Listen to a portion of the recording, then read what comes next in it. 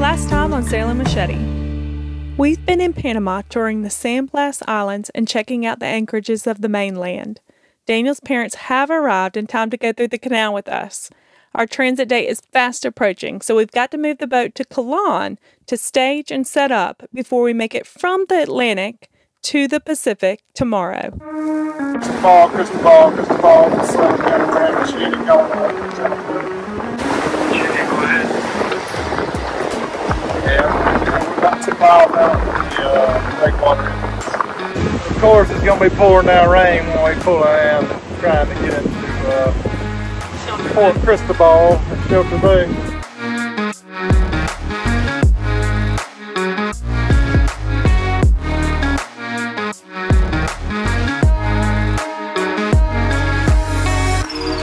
Can you believe we're here? Can't believe it.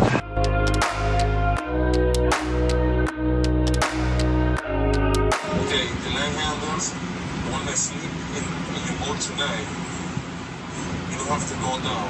You want to sleep on the top of the boat. He said about 6:30 he'd be in the marine, be at the marina at 7. He said since the line handlers are spending the night on our boat, he didn't want to bring them early.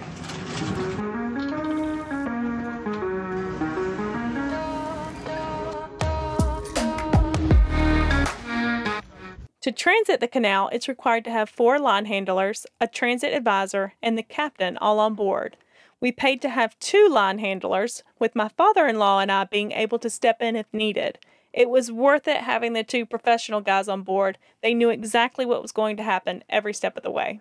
Here's the breakdown of what it cost us to transit the canal using an agent.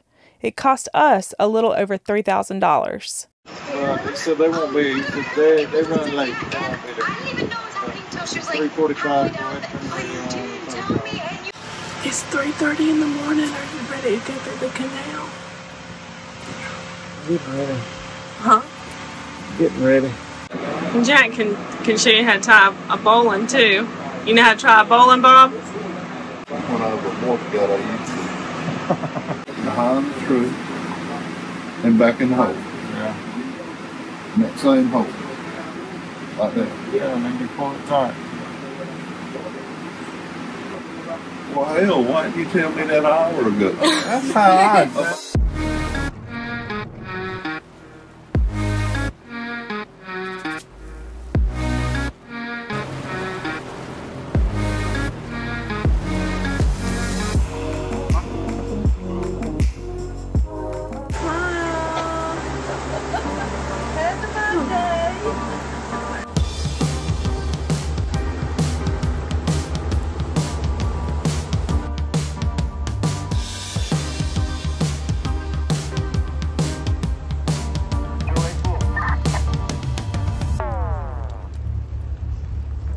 Boat behind us is going to have to spend the night in the lake because they can only go 6 knots, so they can't make it in time for the next set of locks to go today. So they'll spend the night in the lake and go the next day through the other locks. But I said usually everybody does that. They're trying to rush people through kind of in the day because they're backed up because of the drought, the lake flows. We rafted up with 2 other boats and then made our way to the first lock on the Atlantic side.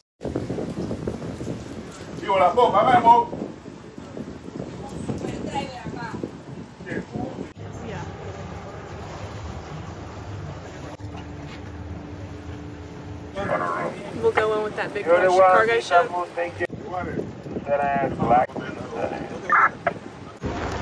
Just put it at the stern of the beach. That's it.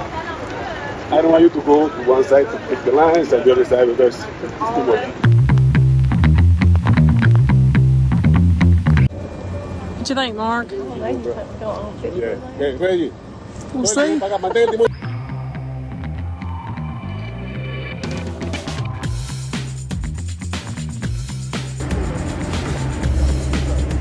Hello, drive.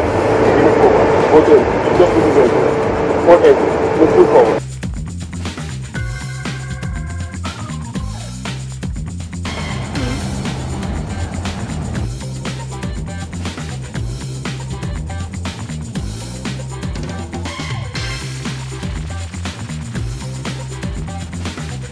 Right after the first lock was filled, we were moving into the second.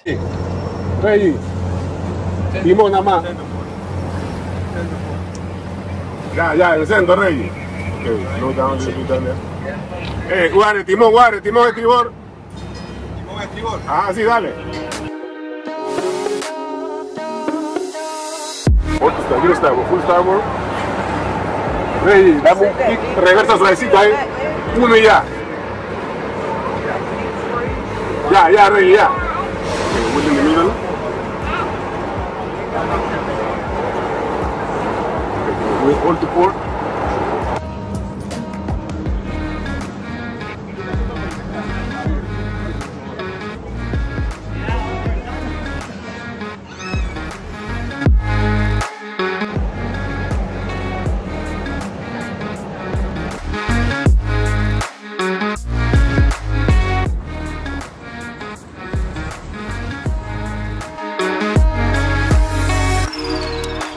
So we have to be out of the locks by 8:30? He just said that was the plan, but we're running a little behind. Okay. But Hard job. Yeah, hard job. How long are they waiting for the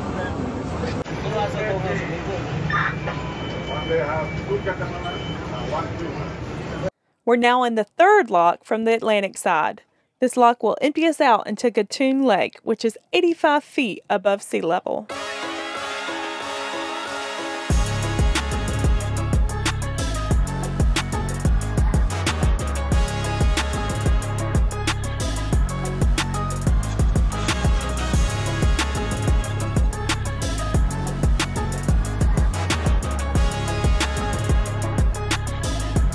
We made it into Gatun Lake where we unrafted from the boats and started motoring the 21-mile trek to the other locks that will take us down to the Pacific Ocean.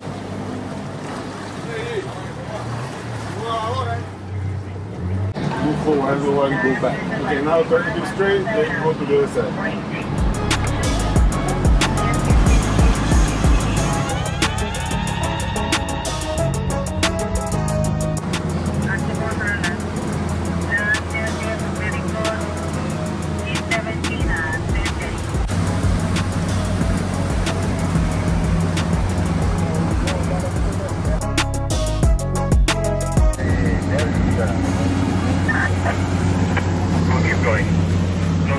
Nice going. You like going 7.3? You get faster? I thought then that something was a little off for the throttles to be as hammered down as they were, and we were only going 7 knots. I chalked it up to maybe there was a strong current and didn't give it much more thought. Our focus was on making the 21-mile crossing quickly to prevent having to spend the night in Gatun Lake and finish the crossing in the morning. What did you think about everything? Great experience. I think everything's been really good. I'm hoping we get to get on through and not have to spend the night in the lake. Talk about that. So there's one portion of the lake that's so narrow that they only allow one way because the big ships, you can't really fit 2 of the huge cargo ships through the narrow section. So at night they send the boats from the Pacific side to the Atlantic side through that one-way portion, and during the day they send them from the Atlantic to the Pacific, which you got to make it before they cut it off and turn the traffic back around. So we're going full throttle trying to get there, but I mean we can only go as fast as we can go. I think it varies what time they change the Flow of traffic. Flow of traffic, depending on how many boats are coming this way and how many boats are going that way.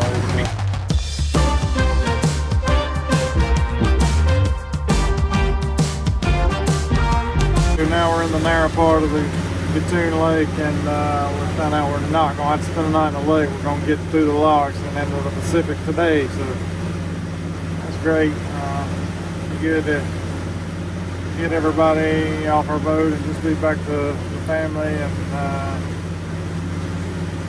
be in the Pacific Ocean.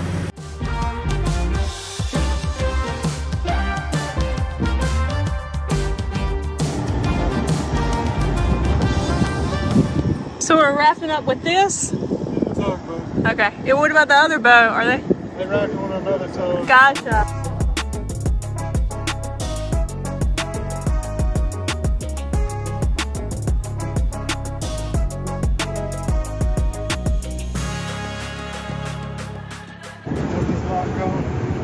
Miguel. Last one, Miraflores. So the last lock, I believe, Florida.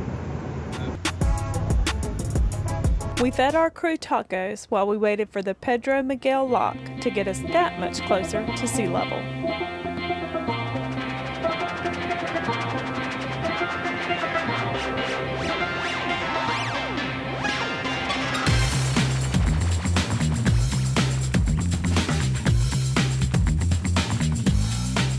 I noticed here Daniel seemed to be having a hard time maneuvering, and I started getting a bit nervous. The advisor was wanting him to go behind the blue boat, and this was proving to be difficult. You can go forward, can't you? Go forward and then you go around them. I want you to go by the stern of this guy. Right. I got to turn all the way forward. That's why I got You can't do a circle right here? You can go around. You understand? Got to turn all the way. I don't have to get too close to it. We eventually make it around and into the next lock, but I'm still on edge. Daniel knows something's off, but isn't sure exactly of what's going on. He's wondering if he's lost his starboard propeller.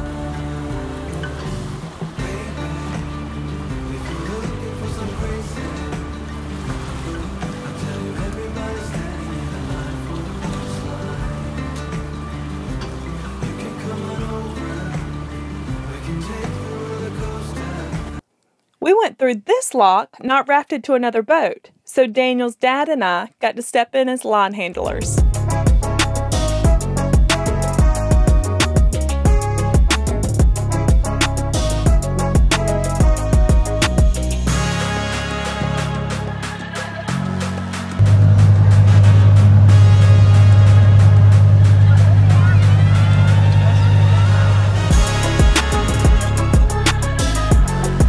We made it to the final lock before entering the Pacific Ocean. We couldn't be more thrilled.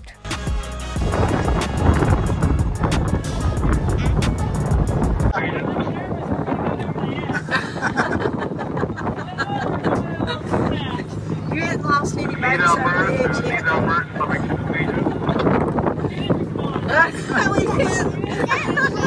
We took one last picture before Machete makes her way into the Pacific Ocean.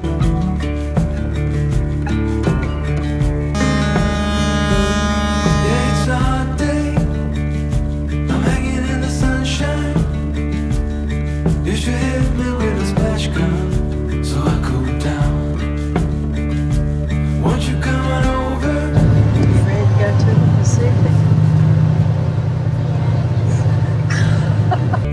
Hey baby, if you're looking for some crazy, I tell you everybody's. We made it into the Pacific, and even before we were anchored, our canal agent came to pick up the line handlers, and our canal advisor hopped off into another boat. And that was the end of it. Now we needed to find a place to anchor and find out what was going on with our boat. After anchoring, we stuck a GoPro in the water and saw we still had our propeller, but it was barely spinning at full throttle. This led us to believe our clutch on our SAILDRIVE went out. We just added it to our list of things to do before our Pacific crossing.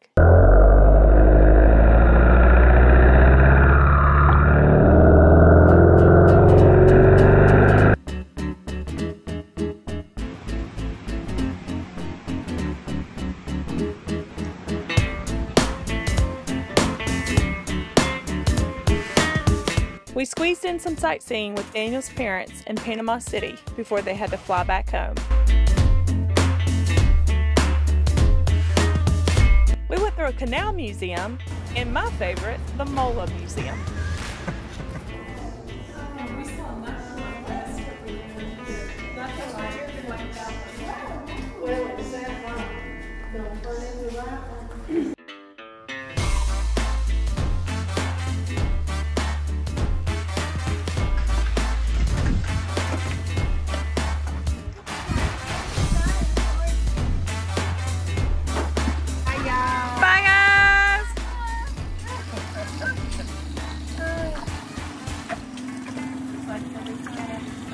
Bye, guys. See ya.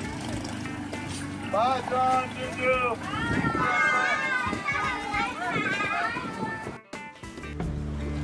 for watching.